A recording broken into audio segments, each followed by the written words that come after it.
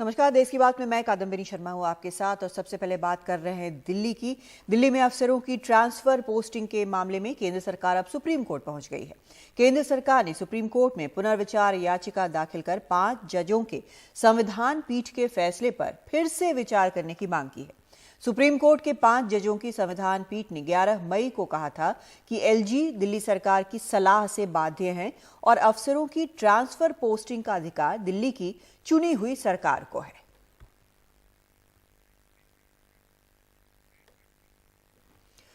और supreme court में केंद्र की पुनर्विचार याचिका में फैसले को लेकर कई बातें रखी गई हैं, वो आपको हम बताते हैं।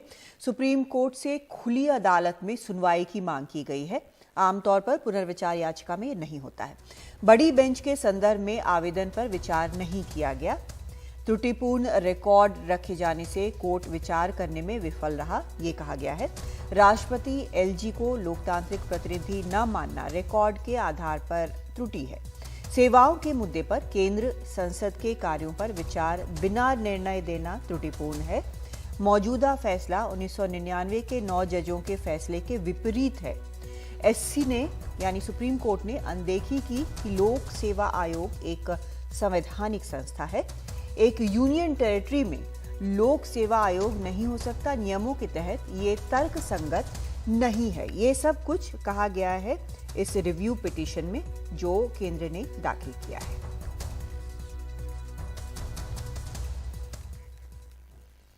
और आइए सुनते हैं क्या कहना है बीजेपी नेता रविशंकर प्रसाद का इस मुद्दे पर।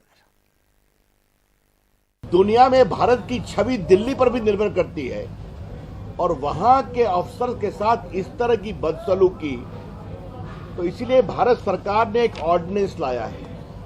वो ऑर्डिनेंस का आधार क्या है?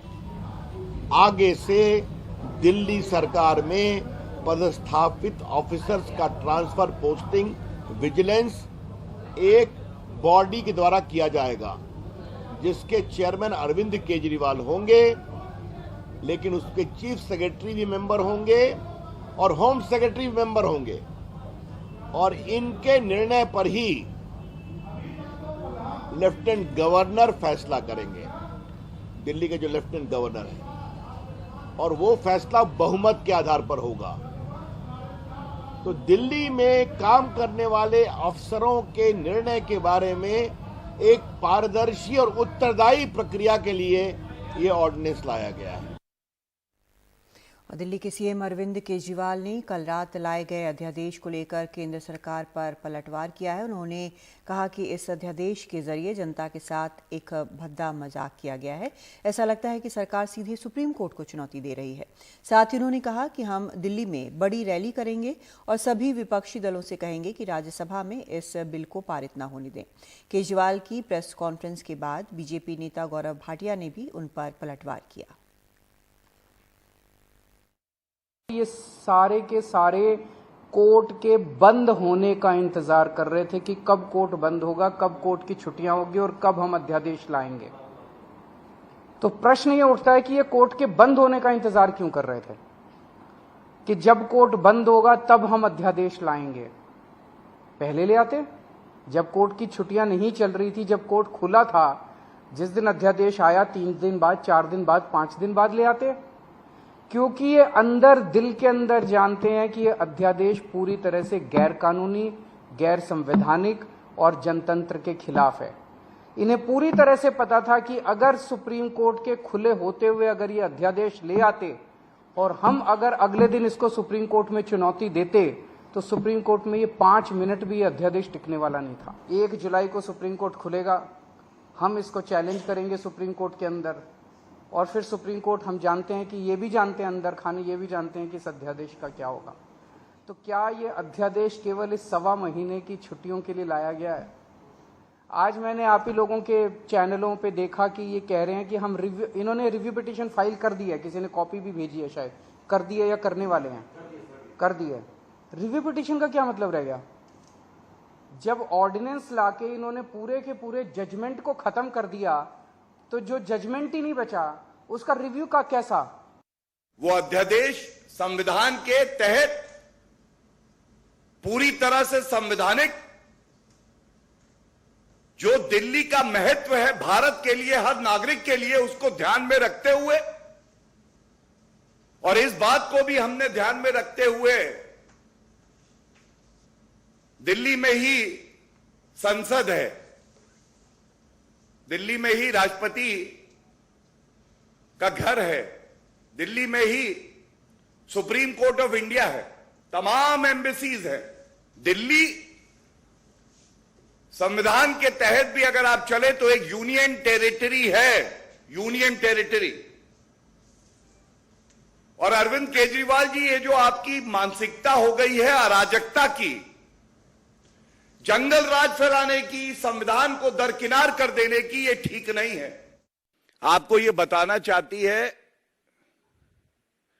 दिल्ली एक यूनियन टेरिटरी है, अरविंद टेरिटरी नहीं है। संविधान से चलेगा, केजरीवाल के कानून से नहीं चलेगा। और मैं आपके सामने अब जो तथ्य रखने जा रहा हूं, इस उम्मीद से रखने जा रहा हूं कि ये सारी जानकारी उस कट्टर बेईमान अरविंद केजरीवाल तक पहुंचे जो शराब नीति का एक एक शब्द पढ़ता है, क्योंकि उसको वसूली करनी होती है, अपने घोटाले छुपाने होते हैं। लेकिन जिस संविधान की वो शपथ लेता है उसी को तार तार करता है और उसको पढ़ने का, अध्ययन करने का समय उनके पास नहीं है। और सीधा रुख करते हैं हमारे सहयोगी शरद शर्मा का। शरद, जो केंद्र सरकार की तरफ से अध्यादेश लाकर किया गया है, अब उसके बाद दिल्ली सरकार के पास क्या ऑप्शंस बचते हैं? उनके पास कानूनी तौर पर क्या हथियार हैं? क्योंकि पुनर्विचार याचिका आमतौर पर हमने देखा है कि फैसला वही आता है जो पहले होता है, या फिर अब अध्यादेश लाया गया है तो उसमें कितना कुछ किया जा सकता है? कादम्बी, देखिए, दोनों तरफ का देखें तो बात क्या हो रही है। जो संवैधानिक पीठ का आदेश है और जो केंद्र सरकार कह रही है वो ये कह रही है, केंद्र सरकार कहती है कि दिल्ली 3 विषयों को छोड़कर राज्य जैसा ही है, जबकि केंद्र सरकार कह रही है कि या दिल्ली जो है वो राज्य नहीं है, दिल्ली यूनियन टेरिटरी है और यूनियन टेरिटरी को कभी भी जो सर्विसेज है वो दी नहीं गई है और वो केवल केंद्र और राज्य को ही दी गई है, तो दिल्ली को ये नहीं दी जा सकती है और ये राष्ट्रपति के अधिकारों में हस्तक्षेप है। तो ये इसको लेकर जो है, इस पॉइंट को लेकर जो है विवाद है और इसी पॉइंट को असल में केंद्र सरकार जो है चैलेंज करना चाह रही है। जहां तक बात है रिव्यू पिटीशन की, तो क्योंकि केंद्र सरकार की पिटीशन है तो आसानी से इसको हम ये नहीं कह सकते कि ये जो सुप्रीम कोर्ट है वो सीधे सीधे डिसमिस ही कर देगी या फिर बहुत कम चांस हैं। हाँ, ये बात ठीक है, बहुत कम चांस होते हैं, क्योंकि 5 जजों की संवैधानिक पीठ अगर कोई आदेश दे रही है तो ये बहुत कम संभावना है कि केंद्र सरकार जो इसको लेकर रिव्यू में गई है कि उसको बहुत कम संभावना है कि कुछ उसको सकारात्मक इसमें मिल पाए। लेकिन सारी नजर इस बात पे भी अब लगी हुई है कि जब जो दिल्ली सरकार है उसके पास ये विकल्प तो है कि वो कोर्ट में जा सकती है और ये कह सकती है कि देखिए, आप ही की अदालत ने जो आदेश दिया है, संवैधानिक पीठ ने जो आदेश दिया है, उसको रोकने के लिए केंद्र सरकार ये अध्यादेश ले आई है। तो अब जब दिल्ली सरकार कोर्ट में जाएगी तब ये आगे जाके पता चलेगा कि क्या कोर्ट इस पर कितना जो है जल्दी एक्शन लेता है या क्या स्टे लगता है। अगर स्टे लग जाता है तो उस सूरत में ये दिल्ली सरकार को राहत मिल जाएगी, लेकिन अगर स्टे नहीं मिलता और केस लंबा चलता है तो फिर से जो पहले वाली स्थिति थी जो अभी बन गई है वही आगे चलेगी। तो अभी पहले ये देखना होगा कि दिल्ली सरकार कब जो है स्टे में जाती है, क्योंकि रिव्यू जो है जो केंद्र सरकार ने फाइल किया है उसमें तो समय लगता है, लेकिन जो स्टे जो दिल्ली सरकार मांगने जाएगी, जो कि अरविंद केजरीवाल कह रहे हैं, उस पर जो है कार्रवाई इसलिए जल्दी हो सकती है क्योंकि वो केंद्र सरकार का एक अध्यादेश है और उसमें जो दिल्ली सरकार है वो ये कहेगी कि इस अध्यादेश की वजह से हमारे जो काम हैं वो रुक रहे हैं और जबकि ये आदेश आप ही के द्वारा दिया गया है। तो अब सुप्रीम कोर्ट पर निर्भर करेगा कि कब दिल्ली सरकार सुप्रीम कोर्ट जाती है और कब जो है इसके ऊपर जो है फिर आगे सुप्रीम कोर्ट क्या रुख अपनाता है। शरद, हमने जो इसमें पॉइंट्स दिए हुए थे जो पुनर्विचार याचिका में केंद्र की तरफ से जो दाखिल किया गया है, उसमें जिस तरह के पॉइंट्स हैं कि पहले 9 जज इस पर विचार कर चुका है और उसके पलट आपने दिया है ये आदेश, इस तरह की चीज़ें कही गई हैं, तो लगता यह है कि शायद हो सकता है कि ये मामला लंबा खींचे। ऐसे में राजनीतिक तौर पर अब केजरीवाल सरकार क्या करेगी? कानूनी लड़ाई एक तरफ वो शायद चलती रहेगी, लेकिन अब राजनीतिक तौर पर क्या करने जा रही है? अभी तक ये मामला राजनीतिक ही था, लीगल था, यानी कि अदालत में आम आदमी पार्टी सरकार लड़ रही थी। लेकिन अब जो है इस मामले को आम आदमी पार्टी और केजरीवाल सरकार जो है एक पॉलिटिकल लड़ाई बनाएगी। और अरविंद केजरीवाल ने ये कहा है आज अपनी प्रेस कॉन्फ्रेंस में कि वो अब इस मुद्दे को लेकर एक रैली भी करेंगे और दिल्ली में घर घर जाएंगे और ये बताएंगे कि किस तरह से दिल्ली के लोगों ने जो वोट दिया और दिल्ली के लोगों ने जो आम आदमी पार्टी को चुना, उसके बावजूद जो बीजेपी सरकार है या बीजेपी जो है वो जो है उनको काम नहीं करने दे रही है। तो एक तरफ जो है लड़ाई कानूनी रूप से लड़ेगी आम आदमी पार्टी, वहीं दूसरी तरफ राजनीतिक रूप से भी इस मुद्दे को दिल्ली की जनता के बीच में लेकर जाएगी। बहुत शुक्रिया आपका शरद इस पूरी जानकारी के लिए। और कानूनी रूप से, राजनीतिक रूप से, दोनों तरह से अब केजरीवाल सरकार ने ठाना है कि वो इस मामले में अब सामने आएगी। एक ब्रेक लेते हैं।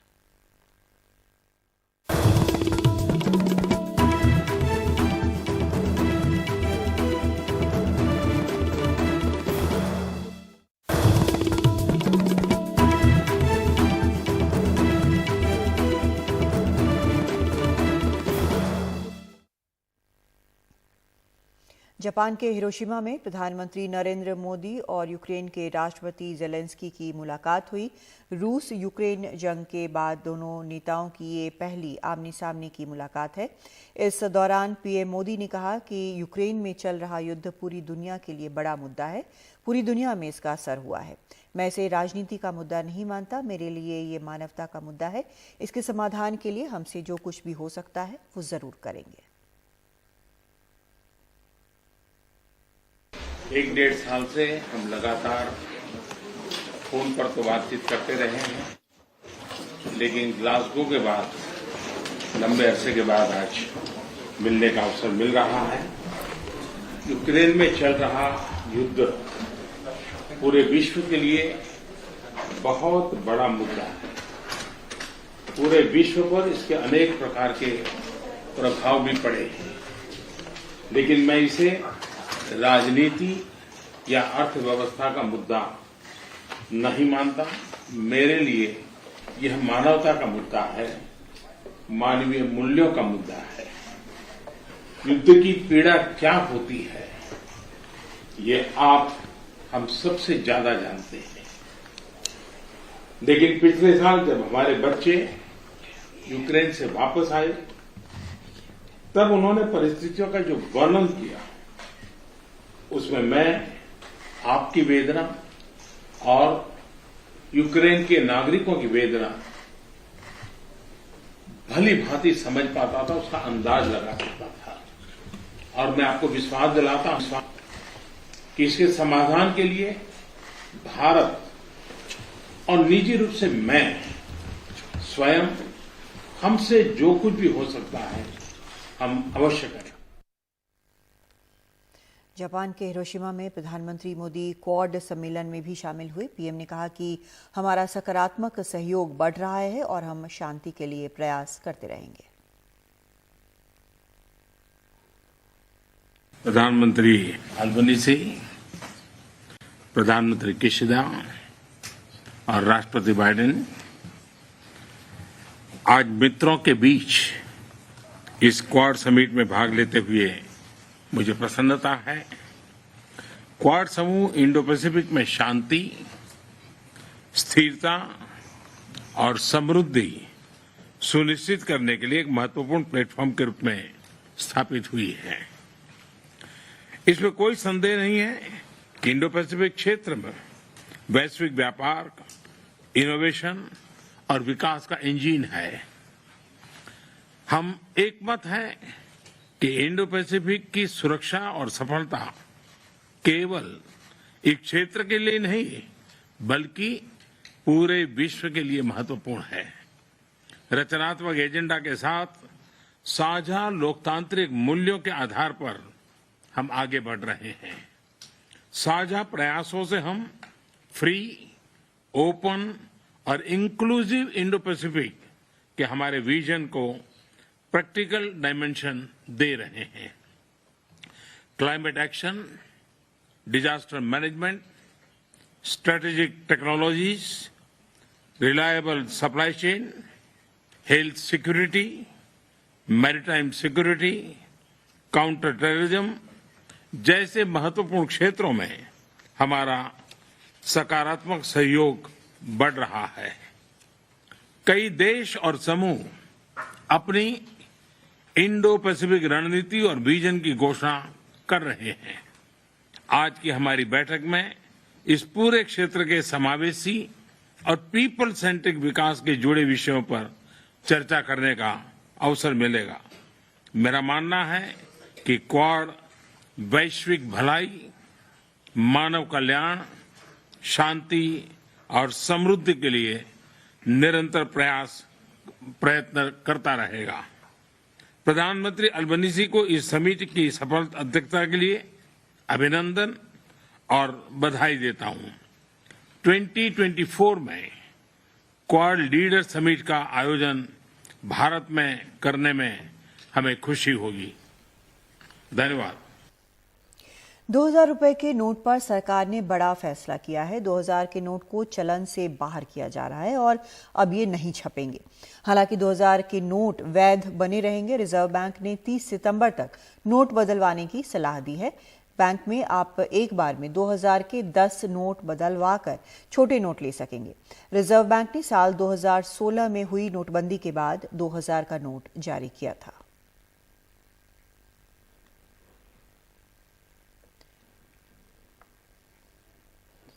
तो 2016 में नोटबंदी के बाद 2000 के नोट चलन में आए, फिर शुक्रवार को इन्हें बंद किया गया।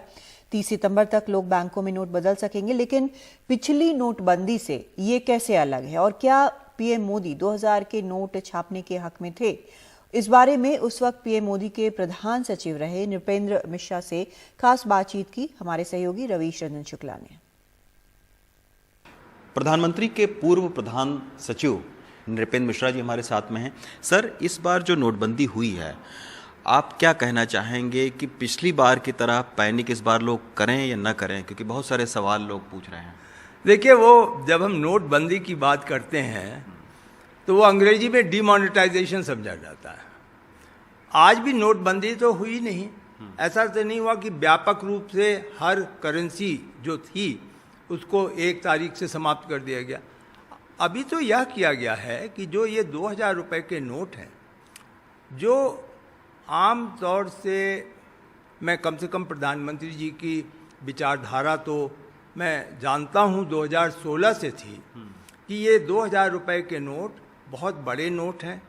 नंबर 1, ये गरीबों के लिए नहीं है, गरीब के खरीद फरोख्त या लेन देन के लिए नहीं है। नंबर 2, इससे हम पुनः काले धन को इकट्ठा करने का प्रोत्साहन दे रहे हैं, क्योंकि एक बहुत बड़ी धनराशि 2000 रुपये में व्यवहारिक हो जाती है रखने के लिए। तीसरा, हम टैक्स इवेजन, जो करों की चोरी है, उसको प्रोत्साहन दे रहे हैं।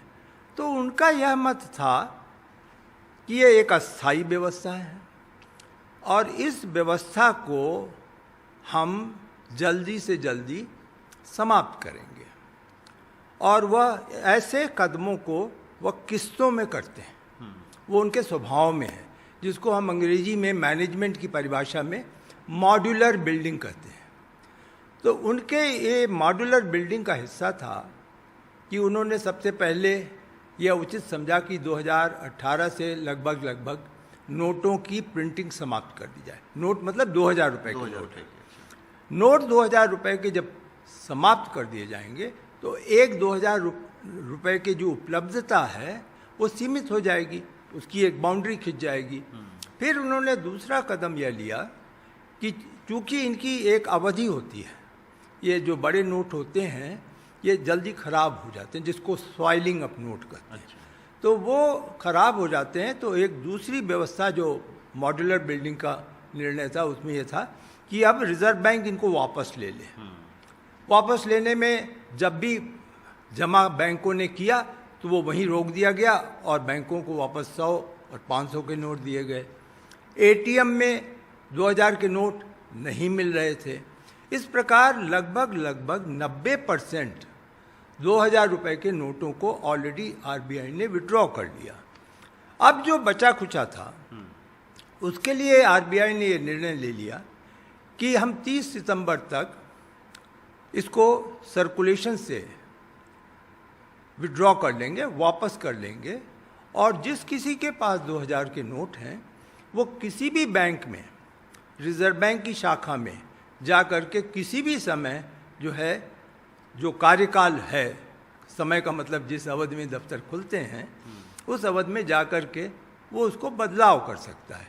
कोई सवाल नहीं पूछा जाएगा, कोई नाम नहीं लिखा जाएगा किसी प्रकार का।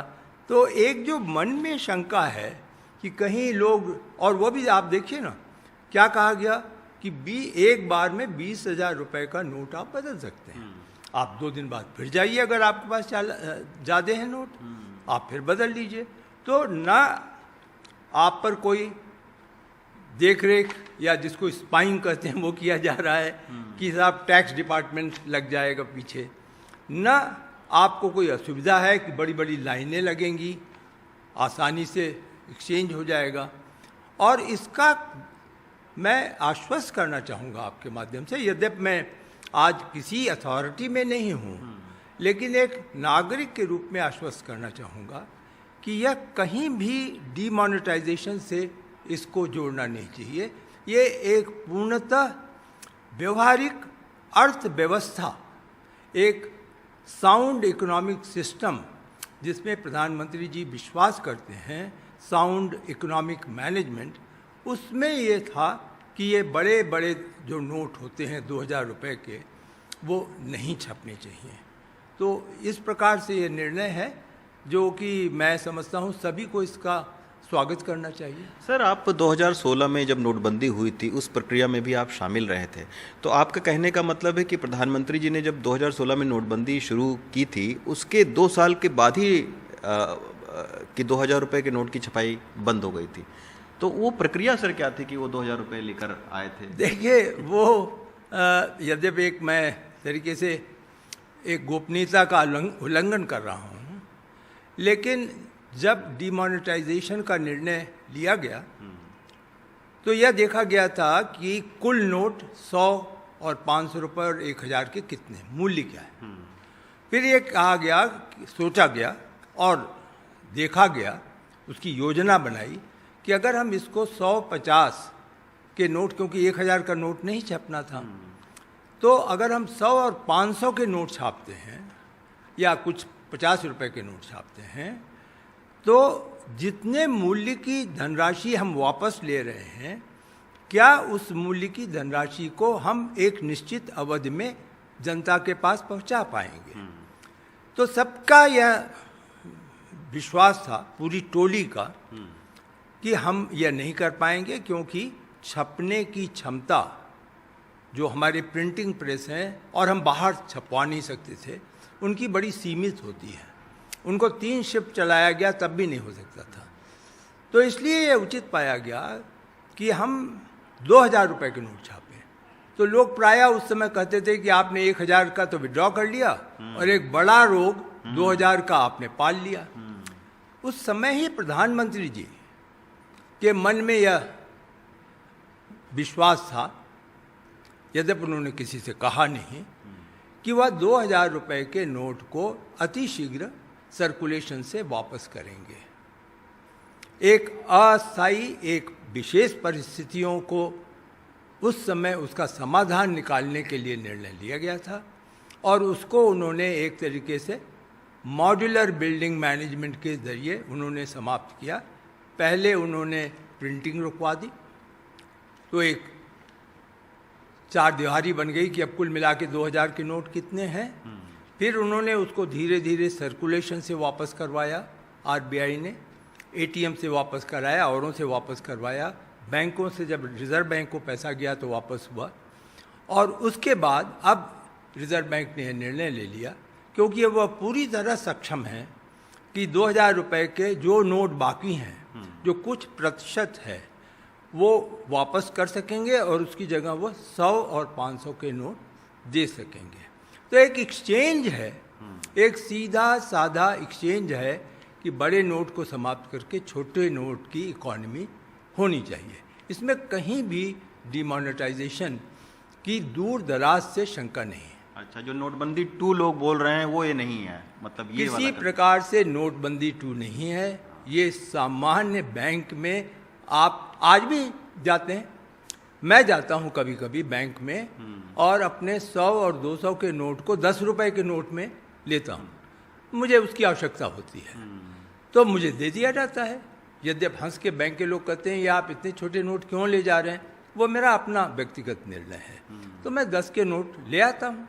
तो अब 2000 रुपये के नोट हैं तो मैं 100 रुपये और 500 के नोट ले लूँगा। तो कहीं भी नोटबंदी का तो इससे कोई संबंध डिमोनेटाइजेशन से नहीं है। शुक्रिया सर बात करने के लिए। Ravish Ranjan Shukla, NDTV India.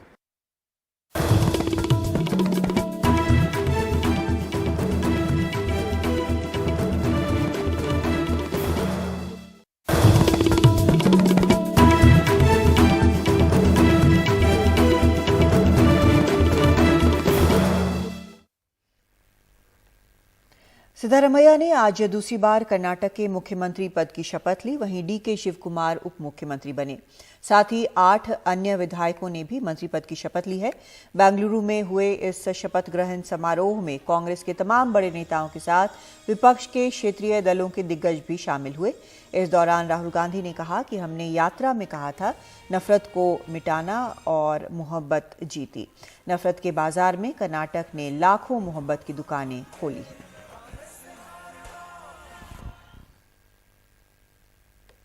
अलग अलग एनालिसिस हुई, अलग अलग थियरियां चालू की गई। इस जीत का सिर्फ एक कारण है और ये कारण है कि कांग्रेस पार्टी कर्नाटक के गरीबों के साथ, कमजोरों के साथ, पिछड़ों के साथ, दलितों के साथ, आदिवासियों के साथ खड़ी हुई। हमारे पास सच्चाई थी और गरीब लोग थे। बीजेपी के पास धन, दौलत, पावर, पुलिस, सारा कुछ था और उनकी सारी की सारी ताकत को कर्नाटक की जनता ने हरा दिया।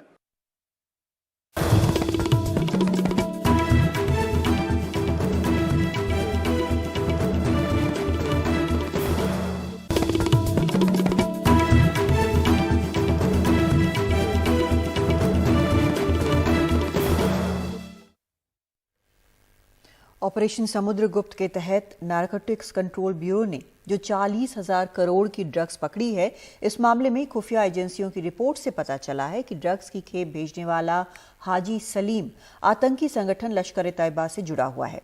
ड्रग्स से कमाया पैसा हवाला के जरिए पाकिस्तानी खुफिया एजेंसी ISI और लश्कर-ए-तैयबा तक पहुंच रहा है।